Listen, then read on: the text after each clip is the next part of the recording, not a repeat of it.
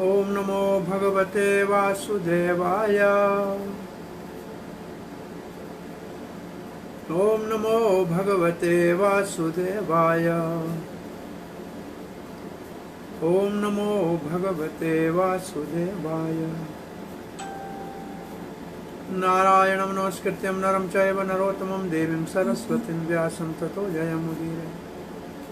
नष्टप्रायेषु भद्रेषु नित्यं भागवत सेवया भगवती उत्तमश्लोकिर्भक्तिर्भवती नैष्टिकी। कृष्णाय वासुदेवाय देवकी नंदनाय च नंदगोपकुमाराय गोविंदाय नमो नमः। जय श्री कृष्ण चैतन्य प्रभु नित्यानंद श्री अद्वैत गदाधर शिवासदि गौर भक्तवृंद। हरे कृष्णा कृष्णा कृष्णा हरे हरे, हरे राम राम राम हरे हरे। हरे कृष्णा प्रिय पंचशील भक्तवृंद, दामोदर देश भक्तवृंद, फेसबुक के भाग्यशाली भक्तों, श्रीमद् भागवत के प्रार्थनाओं में हम 10वें स्कंद में देवताओं के द्वारा भगवान श्री कृष्ण के जन्म से पहले गर्भ स्तुति जो है उसका श्रवण कर रहे हैं। आज हम 31वें श्लोक का पाठ शुरू कर रहे हैं। सोयम समुतेर्य सुदुस्तरम द्योमन भवारणम भीमम अदबर सुहृदाः भवत्पदाम्बोरो नावमत्रते निधाय याता सदनुग्रहो भवान्। स्वयं उतीर्य, स्वयं तो वो भक्त तैर जाते हैं भवसागर से। कैसा है भवसागर? दुस्तरम, जिसको तरना बहुत मुश्किल है। किसकी कृपा से चढ़, और क्या है? भव अर्णम, भव अर्णम, अर्णम कहते हैं वन को। ये संसार सागर एक वन है जिसमें आग लगी हुई है और सब तड़प रहे हैं। और कैसा है ये संसार जिसको तरते हैं? भीमम, ये बड़ा भयानक है। परंतु कैसे तरते हैं? द्युमन, हे भगवान आप सूर्य के समान प्रकाशमान हैं और जगत के अंधकार को नाश कर देते हैं। और क्यों तरते हैं? उनमें कौन सा गुण है कि वो तरते हैं इतने बड़े भयानक संसार सागर को, जिसको तरना बहुत मुश्किल है। अदभर सुहृदा, दूसरों का भला चाहते हैं। अदभर सुहृदा का मतलब वो भक्त जो पतितों का उद्धार करने की भावना रखते हैं। तो वो क्या, ऐसा क्या भला करके जाते हैं? संसार से स्वयं तर के जाते हैं, फिर दूसरों का क्या भला करते हैं? बोला भला ये करते हैं, भवद पदाम बोरु नावम अत्रते, आपके चरण कमलों की नौका को स्वयं पार करके फिर यही छोड़ देते हैं कि दूसरे भी उसके ऊपर चढ़ के पार हो जाएं। निधाय याताः, निधाय छोड़ देते हैं पीछे, याताः वो अपने लक्ष्य पे पहुंच जाते हैं, वैकुंठ पहुंच जाते हैं। सत अनुग्रह, कैसे पहुंचते हैं? आपकी कृपा से। भगवान आप उनके ऊपर कृपा करते हो जो दूसरों के ऊपर कृपा करते हैं, ये इसका भाव है। तो ये नौका की बात चल रही है, भगवान के चरण कमल नौका है। आप भगवान द्युमन है, प्रकाशित सूर्य के समान है। आपके भक्तों की मनोकामनाओं को पूरा करते हैं। इसलिए आप वांछा कल्पत्रु है। आपके भक्त भी वांछा कल्पत्रु, आप भी वांछा कल्पत्रु है।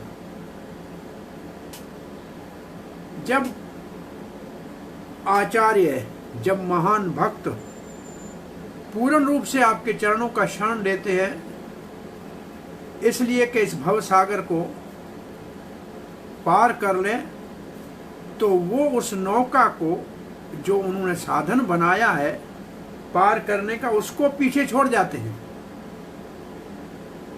क्योंकि वो बड़ी दया, सुहृदय सब भक्तों के दया करते हैं। और आपका अनुग्रह है कि आप भी उस साधन को जो आपके चरण कमलों की नौका क्या है, भक्ति का साधन है असल में। प्रभुपाद दिखेंगे कि आचार्य परंपरा है, तो वो पीछे छोड़ के जाते हैं। श्री प्रभुपाद का तात्पर्य है इस भगवान के वचन में ये वचन है देवताओं का, जो सब भागवत हैं। 12 महाजनों में 3 महाजनों के नाम तो आए थे, ब्रह्मा, शंकर और नारद तो हैं। ये उनके द्वारा एक ऐसे सत्य को प्रकट किया जा रहा है कि वैष्णव आचार्य, ये भक्त महात्मा कितने दयालु हैं। और ये कितने दयालु हैं, और क्यों दयालु हैं? क्योंकि भगवान कितने दयालु हैं। जब भगवान दयालु है तो इसके भक्त को तो और दयालु होना चाहिए। तो दोनों क्या करते हैं? दोनों सहारा देते हैं। जो सावधानी से संसार सागर के संकट से मुक्त होके वापस भगवत धाम जाना चाहे, उसको भगवान और भगवान के प्यारे गुरुवर भक्त आचार्य गण करुणा करके बहुत सहायता करते हैं। और श्रील प्रभुपाद को ये भाव लिखते समय चैतन्य चरितमृत के श्री रूप गोस्वामी को शिक्षा जो दी है चैतन्य महाप्रभु ने, उसका ये श्लोक ध्यान में आया। ब्रह्मांड भ्रमित कोई भाग्यवान जीव, गुरु कृष्ण प्रसादे पाए भक्ति लता बीज। ब्रह्मांड में कई लोग जन्म ले रहे हैं, रोज कई मर रहे हैं, ये चक्कर तो चल ही रहा है। परंतु भाग्यशाली वो है जिसके ऊपर कृष्ण ने कृपा करके गुरुदेव का, वैष्णव आचार्य का शरण लेने के लिए प्रेरणा दी। गुरु का शरण लेने की प्रेरणा देते हैं कृष्ण, और कृष्ण के पाने का साधन बताता है गुरु। इन दोनों की आवश्यकता है। और गुरु देता क्या है? भक्ति लता। और ये भक्ति लता जो है, ये गुरु और कृष्ण की कृपा से मिलती है। गुरु की कृपा, कृष्ण की कृपा से गुरु, और गुरु की कृपा से भक्ति लता। तो गुरु का ये कर्तव्य होता है कि ऐसा साधन निकाले, समय के अनुसार, परिस्थिति के अनुसार, कि शिष्य ऐसी भगवान की सेवा करे कि वो भगवत धाम जाने में सफल हो। ये है आचार्य की परिभाषा। ऐसे नहीं कि सभी के लिए एक नियम है और सभी के लिए एक सेवा, ऐसा नहीं। देश काल परिस्थिति के अनुसार ऐसी योग्यता देखकर उसके अनुसार उसको सेवा में लगाए जिसकी सेवा भगवान स्वीकार करें, ऐसे आगे लिखा है। कई जन्मों से ब्रह्मांड में भटकने के बाद गुरु आचार्य का शरण कृष्ण की कृपा से सौभाग्यवश प्राप्त होता है। तो फिर अनुकूल रूप से भगवान की सेवा की जाए परिस्थितियों के अनुसार, कि भगवान उस सेवा को स्वीकार करें। ये बात बहुत ही भारी लिखी है प्रभुपाद। करते सेवा सब है, भगवान स्वीकार किसकी करता है? गुरु का ये मुख्य कर्तव्य है कि परिस्थिति के अनुसार, समय के अनुसार, हालात के अनुसार शिष्य से ऐसी सेवा कराए जो भगवान स्वीकार करे।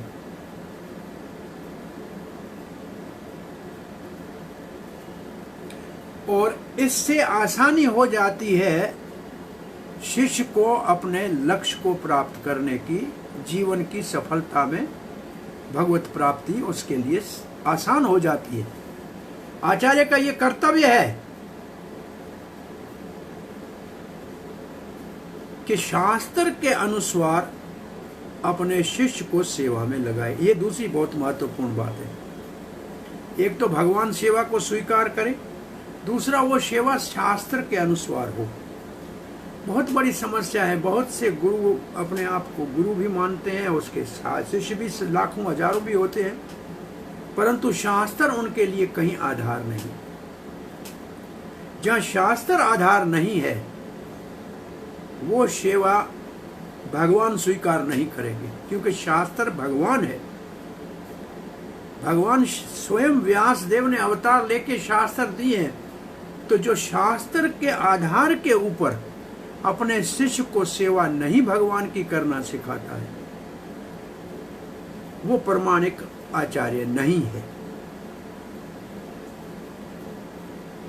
श्री रूप गोस्वामी प्रभुपाद लिखते हैं, और उनके परंपरागत आने वाले रूप अनोगा जो भी भक्त आए, उन्होंने ऐसे शास्त्रों का प्रकाशन किया जैसे कि भक्ति रसामृत सिंधु। ये भाव लिखने का अर्थ ये है कि आचार्य भक्ति का मार्ग शास्त्रों के ऊपर आधारित। अब भक्ति रसामृत सिंधु अगर किसी ने पढ़ा है तो हर एक शब्द लिखने के साथ साथ श्री रूप गोस्वामी भागवत के, अन्य पुराणों के, गीता के, वेदों के श्लोक देके प्रमाणित करते हैं। पहले बात करेंगे फिर प्रमाण देंगे। तो भक्ति रसामृत सिंधु वो नौका है। असल में ये है भगवान के चरण कमलों की नौका, भक्ति का मार्ग, जिसको भक्ति रसामृत सिंधु में सिखाया गया है कि भक्ति कहते किसको है, कौन सी भक्ति भगवान स्वीकार करते हैं, कौन सी भक्ति भगवान को पाने में सफलता दे सकती है। अन्य स्थानों पे ये शब्द मिलेगा नहीं, ये साधन मिलेगा ही नहीं। हमारे को दो चीजें चाहिए, पहले ये पता लगे भगवान कौन है, फिर दूसरा है उसको पाने का रास्ता क्या है। भगवान कौन है, इसलिए भगवत गीता हमको बताती है भगवान कौन है।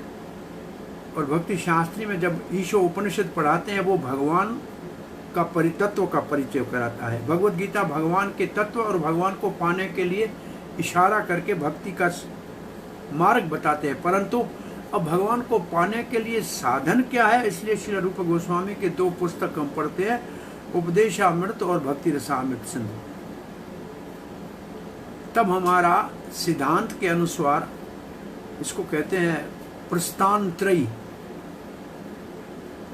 श्रुति प्रस्थान, स्मृति प्रस्थान, न्याय प्रस्थान।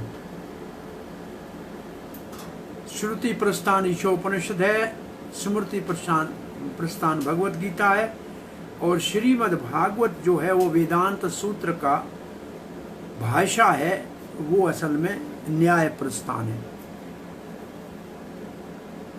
तो ये और इससे ऊपर फिर जाएंगे तो गौड़ीय वैष्णव का सिद्धांत भक्ति रसामृत सिंधु है। और जैसे भक्ति रसामृत सिंधु छप के आया, श्रील प्रभुपाद ने कहा ये एक पुस्तक हमारे भक्तों को पढ़ना चाहिए, इसकी परीक्षा ली जाएगी और जो पास करेगा उसको ब्राह्मण दीक्षा लेने का अधिकार होगा, और जो इसको पढ़ेगा वो समझेगा कि भक्ति क्या होती है। ये प्रभुपाद जी के अपने कहे हुए वचन है। तो अब प्रभुपाद जी इस बात पे आ रहे हैं कि ऐसे जो परंपरागत आचार्य है उसका ये कर्तव्य है को ऐसे सत्य शास्त्र का प्रकाशन करे कि भविष्य में आने वाले भक्त इन शास्त्रों के सहारे भवसागर को पार कर सके। भगवान की कृपा से, क्योंकि ये शास्त्र का प्रकाशन और शास्त्र का वितरण और शास्त्र का पठन ये सब भगवान की कृपा से होता है, ऐसे नहीं हो सकता है। हमारे कृष्ण भावना आंदोलन में प्रभुपाद जी कहते हैं इसी मार्ग को अपनाया गया है, क्योंकि यही परंपरा का मार्ग है, इसी नियमावली को हमने स्वीकार किया है। तो हमने भी अपने कृष्ण भावना अमृत संघ में आने वाले साधक भक्तों को 4 नेम बताए हैं जो धर्म में पतन से बचाने वाले हैं, धर्म के मार्ग में भक्ति में अग्रसर होने के लिए पाथ्य का काम करते हैं। पाथ्य का मतलब है अच्छा भोजन, परहेज का काम करते हैं, नशा नहीं, अभक्ष्य भोजन नहीं, जुआ नहीं, व्यभिचार नहीं। और हमने कहा 16 माला नित्य नेम से ध्यान पूर्वक जप करो। और प्रभुपाद जी कहते हैं हमने 16 सिर्फ इसलिए कही कि निरंतर जपना पाश्चात्य देश के लोगों के लिए संभव नहीं है। और आजकल कल युग में भागा दौड़ी के ज़माने में जहाँ घर से ऑफिस तक काम में जाने में 2 घंटे लग जाते हैं, वहाँ लोग कैसे निरंतर जप कर सकेंगे। और प्रभुपाद ने कहा निरंतर जप का एक दिखावा और नमूना करके हरिदास ठाकुर की तरह 22 घंटे जप करना ये संभव नहीं है।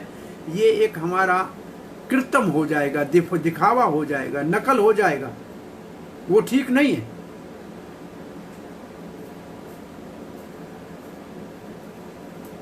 कृष्ण उसी को स्वीकार, कृष्ण उसकी सेवा को स्वीकार करेगा। श्री कृष्ण भगवान उसी की सेवा को स्वीकार करेंगे जो इन नियमों का दृढ़ता पूर्वक, कठोरता पूर्वक, नियम पूर्वक, सावधानी पूर्वक पालन करेगा।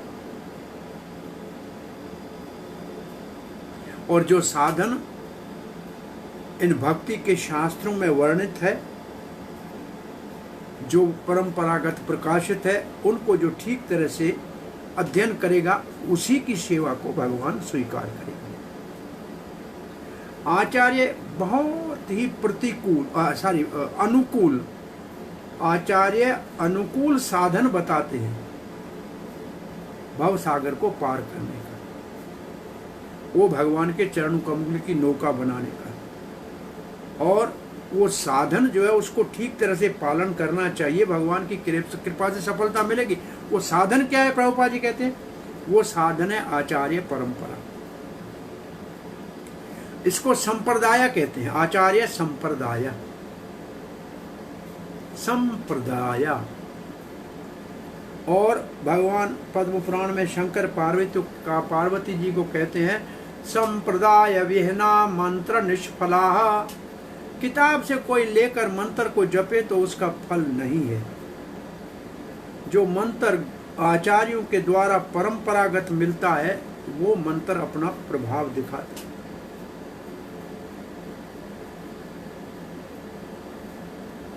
बहुत से लोग किताब से देख के मंत्र है ये पढ़ रहा हूं, इसका मुझे लाभ हो जाएगा, ये संभव नहीं।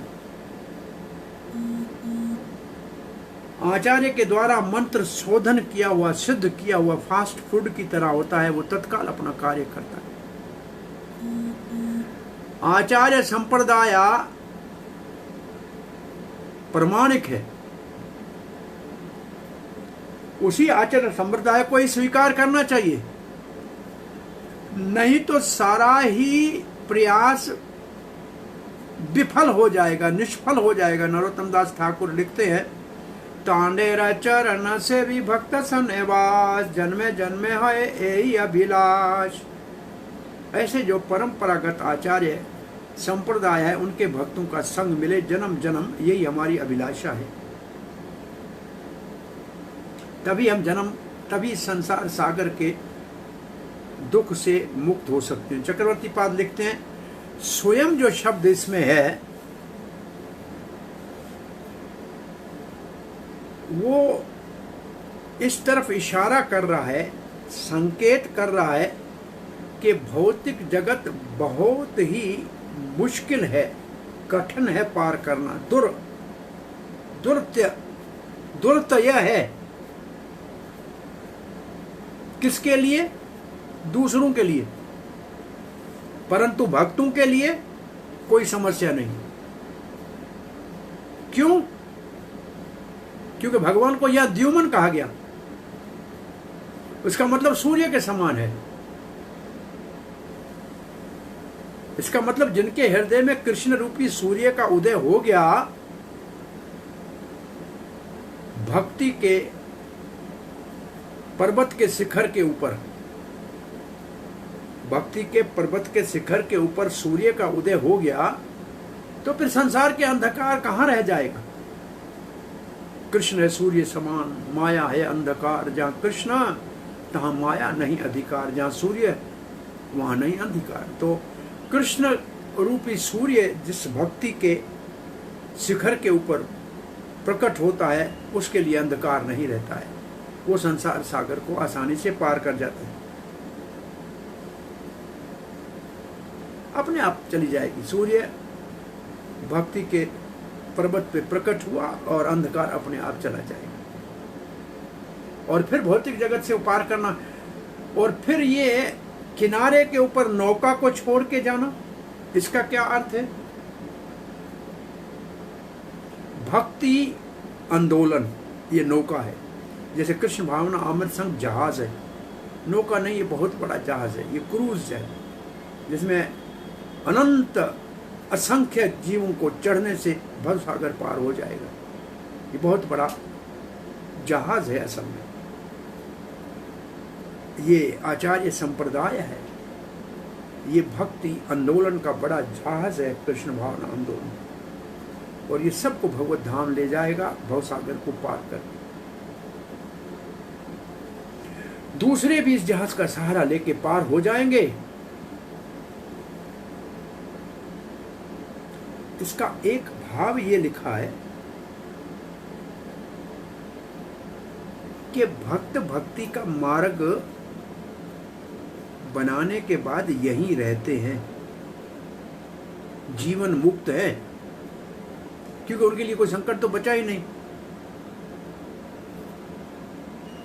ये उनकी निम्रता है, उनको जाने में कोई रुचि नहीं है।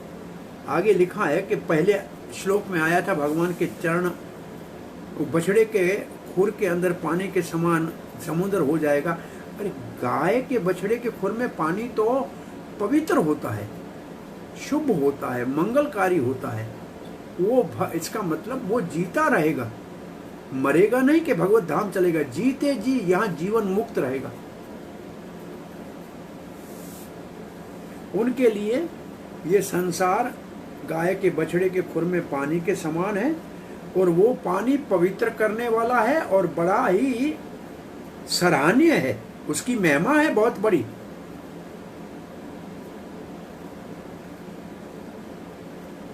तो भक्त को उसका क्या लाभ हुआ? बोला भक्त को भक्ति के मार्ग से ये लाभ हुआ कि संसार में किसी अपने प्रारब्ध कर्मों के कारण आया था, उससे तो हो गया पवित्र। उसकी पहचान क्या है? बोला उसका झूठा अहंकार चला गया,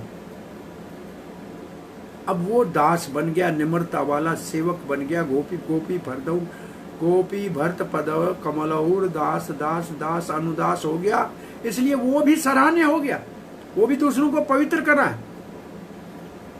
तो भक्त कैसे फिर पार करेगा? यहीं रहेगा तो बोला भगवान की कृपा से। भगवान कितने हैं? भगवान अनुग्रह सत, भक्तों के ऊपर भगवान अनुग्रह कहता है, सबके ऊपर नहीं।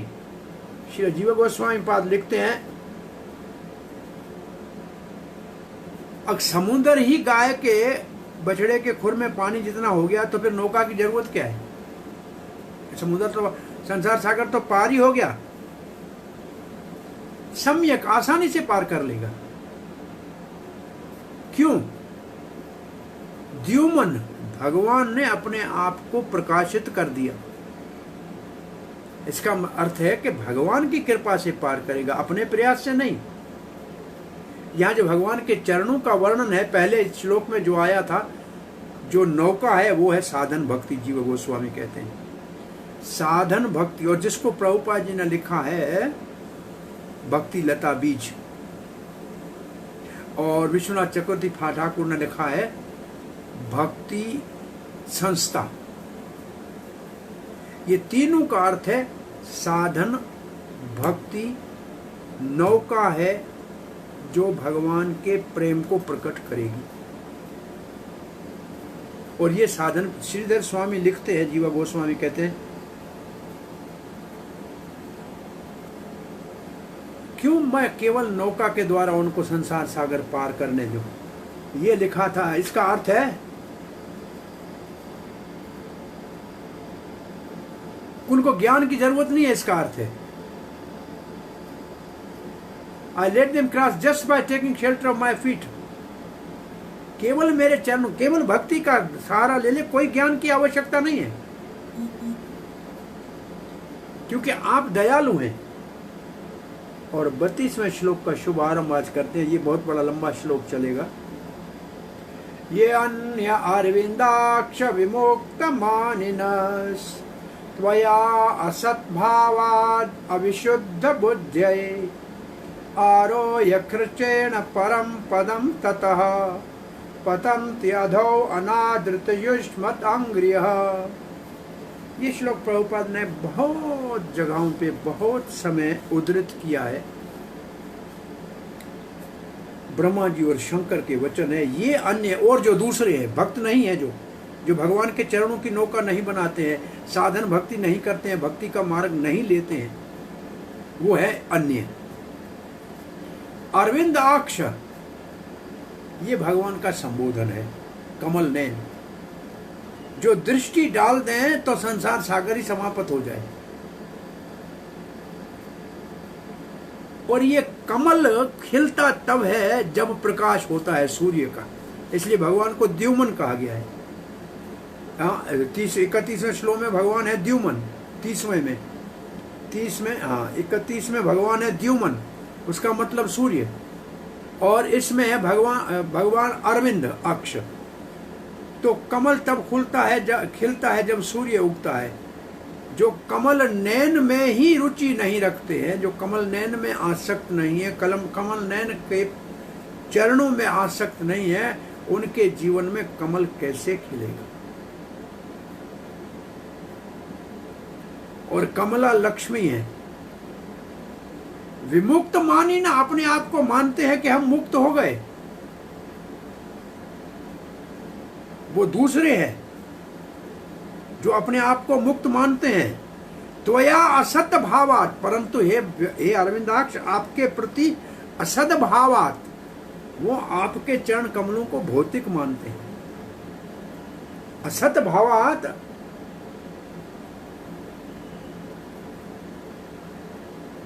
भगवान निराकार है, भगवान शून्य है, ऐसा उनका भाव है। ये ज्ञानियों की बात है। विशुद्ध बुद्धिया, क्योंकि अभी तक उनकी बुद्धि अविशुद्ध है, शुद्ध नहीं हुई है। फिर मुक्त कैसे मानते? आरूह्य कृचेण परम पदम यत, बहुत बड़ी तपस्या की है, बहुत बड़ा प्रयास किया है, बहुत बड़े व्रत किए, बहुत बड़े शास्त्र पढ़े हैं, याद कर लिए। पतन्ते अध, फिर भी नीचे गिर जाएंगे। क्यों? अनादृत युष्मत अंग्री, भगवान आपके चरण कमलों की अवहेलना करने के कारण, निंदा करने के कारण बहुत बड़े ऊपर शिखर पे पहुंच के भी गिर जाएंगे। ये विशेष रूप से निर्विशेष मायावादी शून्यवादी बड़ी तपस्या के बाद कैसे पतन होता है, उसका इस श्लोक में उल्लेख बड़े बड़े महान देवता करते हैं। कोई ये प्रश्न उठा सकता है, भक्तों को छोड़ के जो तो जीवन मुक्त है, ये संसार उनके लिए छोटा सा। अभी क्लास चल रहा है, हरे कृष्णा क्लास चल रहा है ना ना ना।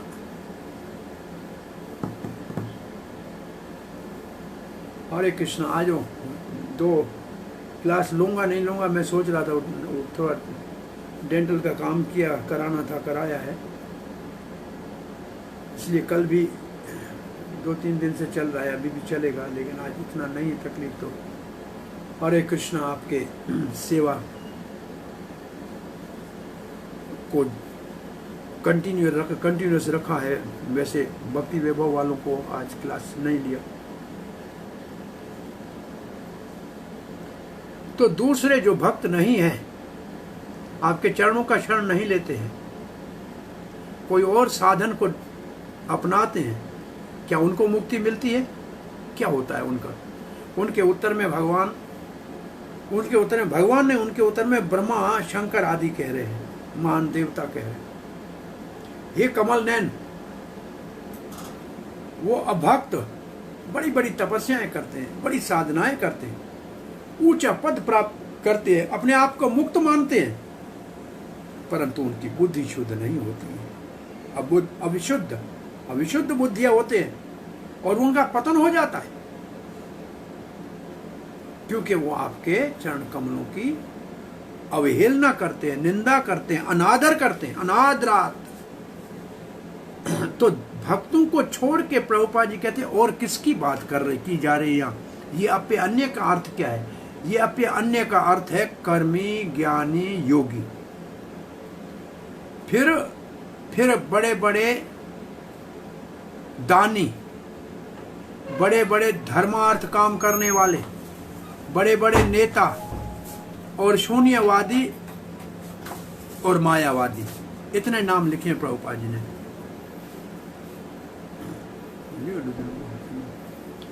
लेट चीजें इटली ट्रेन और भी बहुत प्रकार के अभक्त होते हैं। क्यों उनको अभक्त क्यों कहा गया है? कि वो चाहते मुक्ति हैं अपने नमूने से, परंतु भगवान के चरणों का शरण नहीं लेते और कोई साधन ढूंढते हैं और ऊपर पद पे पहुंच जाते हैं, बड़े बड़े ऊपर पद पे पहुंच जाते हैं, बड़ी पूजा पाठ उनकी होने लगती है, परंतु फिर गिर जाते हैं। भगवत गीता में लिखा है क्यों गिरते हैं?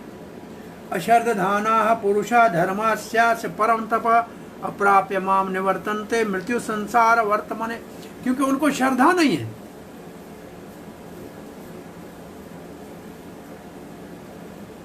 अश्रद्धानाः पुरुषा धर्मास्य, इस धर्म के ऊपर, कौन से धर्म के ऊपर? भागवत धर्म के ऊपर। हे परम तप, मुझे नहीं प्राप्त करके वापस संसार में गिर पड़ते हैं। चाहे कोई कर्मी हो या ज्ञानी, योगी हो या बड़ा धर्मात्मा या दानी पुरुष हो या नेता हो, भगवान के चरणों में प्रीति नहीं है तो पतन निश्चित है। ये ब्रह्मा जी के वचन है, ये सब महाजनों के वचन है। ऐसे बहुत से मूर्ख कहते हैं कोई भी मार्ग अपना लो, कर्म अपनाओ, ज्ञान तो कुछ भी मार्ग अपनाओ और आप उससे आपको एक ही लक्ष्य प्राप्त होगा। बस वो लक्ष्य तो एक ही है ना, कहीं से जाओ एक जगह ही पहुंचेंगे ना। परंतु इस श्लोक में ऐसे सिद्धांत का खंडन किया गया है, उनको विमुक्त मानी ना कहा गया है। वो अपने आप को मुक्त मानते हैं परंतु मुक्त है नहीं। आज आप देखिए बड़े बड़े नेता हैं, बड़े बड़ी योजनाएं बनाते हैं, बड़े राजनीतिक योजना बना के प्रधानमंत्री बन जाते हैं, राष्ट्रपति बन जाते हैं बड़े बड़े, और हम देखते हैं कि इसी जीवन में उन पदों से वापस गिर पड़ते हैं।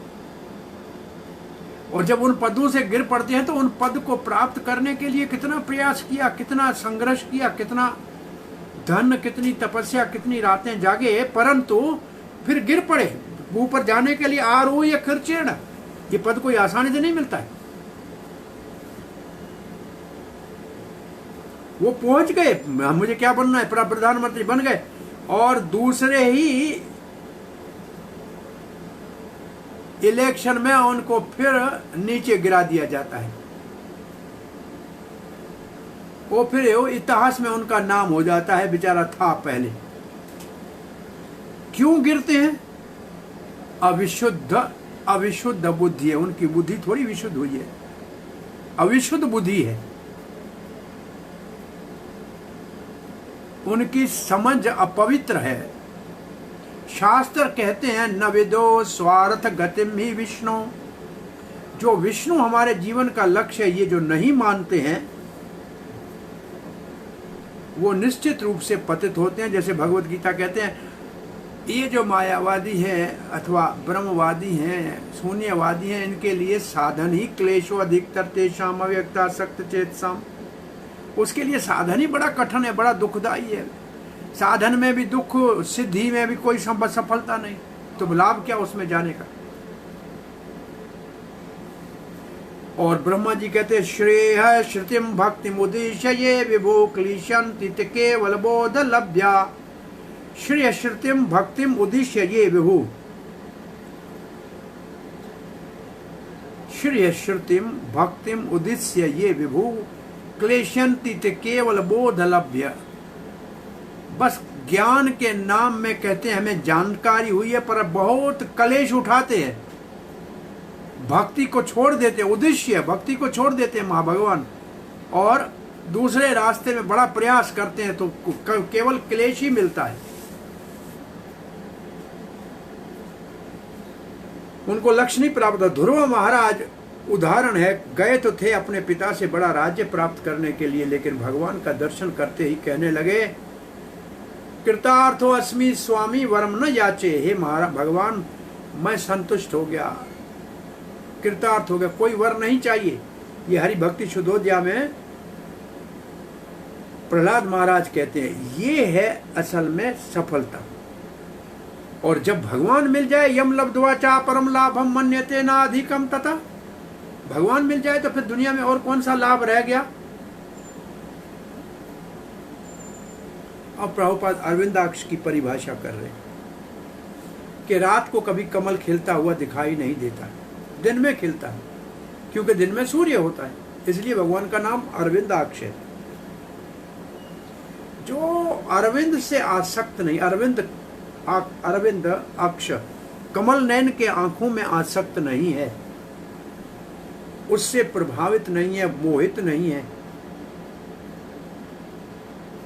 वो अंधकार में है। जैसे रात को सूर्य नहीं, रात को कमल नहीं दिखता, ऐसे वो व्यक्ति अंधकार में है, क्योंकि भगवान देखा ही नहीं तो अंधकार में ही रहेगा। प्रभुपाद कहते जो श्याम सुंदर के सुंदर नैनों को देखने तक नहीं पहुंचा तो उसका जीवन निष्फल है, विफल हो गया। प्रेमंजन चरित भक्ति विलोचनेन संत सदैव हृदयेषु विलोकयन्ति यम श्याम सुंदरम अचिंत गुण स्वरूपम गोविंदमादि पुरुषम तमहं भजामि। ये जो भगवान के सुंदर प्रेम के कारण दर्शन करते हैं अपने हृदय में ना, उनका जीवन सफल है। और जो ऐसे नहीं करते हैं भगवान की सुंदरता का अनादृत युष्माद अंग्री, वो भगवान के श्री अंग का, चरण कमल का, कमल नयन का अनादर करते हैं, तो फिर कहां से सफलता मिलेगी। इसलिए उनको निश्चित रूप से सफलता नहीं मिलेगी। किसी भी जीवन के मार्ग में, सभी मार्गों में, सभी पथों में निष्फलता ही मिलेगी। अगर थोड़ा ही भगवान की प्रति प्रेम अगर उत्पन्न हो गया तो उसको मुक्ति मिल जाएगी, कोई मुश्किल नहीं है। बाकी सारे काम करे, भक्ति न करे तो कुछ नहीं मिलेगा, और कुछ थोड़ी भक्ति करे और कुछ भी नहीं करे तो भी कोई हानि नहीं है। स्वल्पमस्य धर्मस्य त्रायते महतो भयात, भगवत गीता लिख रही। इसलिए भगवान कहते हैं भक्ति करो, मन मना भव मत भक्तो मध्याजी माम नमस्कुरु। मन मुझ में लगाओ, मेरे भक्त बनो, मेरी पूजा करो, मुझे नमस्कार करो। ये है गारंटेड प्रोसेस, ये है विश्वास वाला रास्ता सफलता का, भगवत धाम जाने का। भगवत गीता में कहा ब्रह्म भूता प्रसन्न आत्मान सोचति न कांक्षित संसारेषु भूतेषु मद्भक्तिम लभते पराम भक्त्या माम अभिजानाति यावान यस्यास्मि तत्वतः ततो मां तत्वतो ज्ञात्वा विशते तदनंतरम। पहले ब्रह्म भूता के स्तर पे आओ, वो भी भक्ति से, फिर भक्ति करो और पराभक्ति करो, और भक्ति के द्वारा ही मेरे को तत्व से जाना जाएगा, और तब आप मेरे धाम में प्रवेश कर सकते हैं। तो आज प्रभुपाद जी के तात्पर्य को हमने पूरा किया, और भी लंबा तात्पर्य इसके ऊपर चक्रवर्ती पाद का और जीव गोस्वामी का है। इसका पाठ कल करेंगे। हरे कृष्ण। कल संडे है, अब मंडे को जो श्री कृष्ण की इच्छा होगी। हरे कृष्ण। कोई प्रश्न जिज्ञासा है?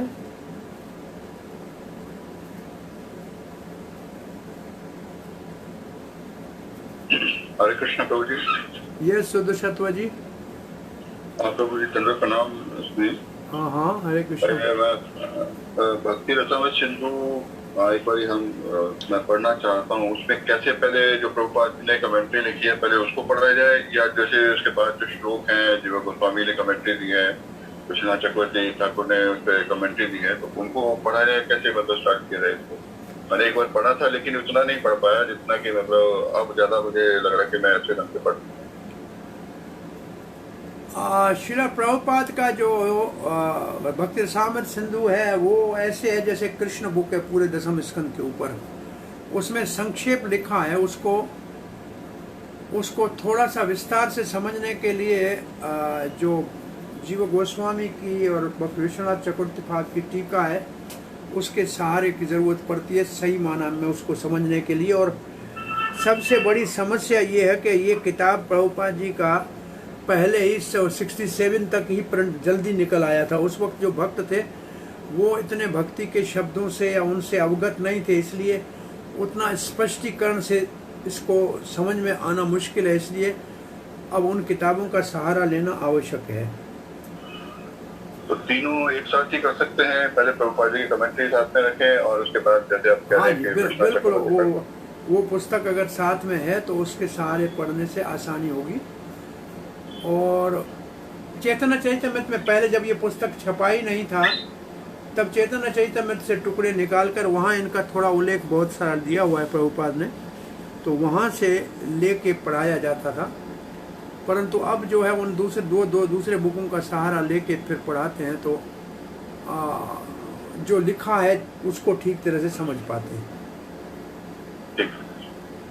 एक प्रश्न और था प्रभु जी इसमें, जैसे जगह जगह हमने पढ़े हैं भगवान ने भी कहा है कि सर्वधर्मान् परित्याज्य मामेकं शरणं व्रज, और प्रभुपाद जी ने भी जगह जगह कहा है कि हमें भगवान की शरण में जाना चाहिए। तो भगवान की शरण में जाने का क्या आता है? हम वहाँ जाके बैठ जाएं या मतलब किस तरह के भगवान मतलब उनके आदेशों का पालन करें? तो भगवान की शरण में जाने का क्या मतलब आपके हिसाब से? आप शरणागति का उसी श्लोक जहाँ से आपने ये श्लोक पढ़ा है उसी में 6 शरणागति के लक्षण है। शरणागति के 6 लक्षण है, उसको पहले एक बार पढ़ लो कि उनमें से हमारे अंदर कितने लक्षण आए हैं। ये तो शरणागति लेने का साधन है। दीक्षा काले शिष्य करे आत्म समर्पण, सेई काले कृष्ण करे आप सम। दीक्षा के समय शिष्य आत्म समर्पण अपने आप को समर्पण करता है तो कृष्ण उसको स्वीकार करते हैं। तो कृष्ण स्वीकार करते हैं तो उसमें 6 गुण आने चाहिए। वो 6 गुण आप इसी श्लोक के तात्पर्य में लिखे हुए हैं। कार्पण्य, कृष्ण अवश्य रक्षित, और कृष्ण के अनुकूल काम करना है, प्रतिकूल नहीं करना है, ऐसे करके। और एक गोप्तत्व बीच में है। ये 6 लक्षण है, वो जो मुख्य लक्षण बीच वाला, ये 6 लक्षण को एक बार देख लीजिए फिर इसके ऊपर चर्चा करेंगे। चैतन्य चरितमृत में भी प्रभु जी उसमें भी शरणागति के लक्षणों का वर्णन दिया है, तात्पर्य में उसमें भी दिया हुआ है किस तरह की शरणागति। वहाँ तो होगा ही, वो तो सब जगह होगा, लेकिन जहाँ ये श्लोक है वहाँ भी लिखे हुए हैं 6। भगवत गीता में भी ये 6 लिखे हुए हैं, वहाँ भी लिखे हुए हैं। और चैतन्य चरितमृत से भी कल आप निकाल के रखिए, परसों पढ़िएगा, वो बताइएगा सबको। ठीक है, चलेगा। हाँ, हरे कृष्ण। आज अद्वैत प्रभु नहीं है, दीप नहीं है, नहीं हमारे फ्रेंड भी नहीं है, और भी बहुत नहीं दिख रहे हैं मुझे आज। मैं ही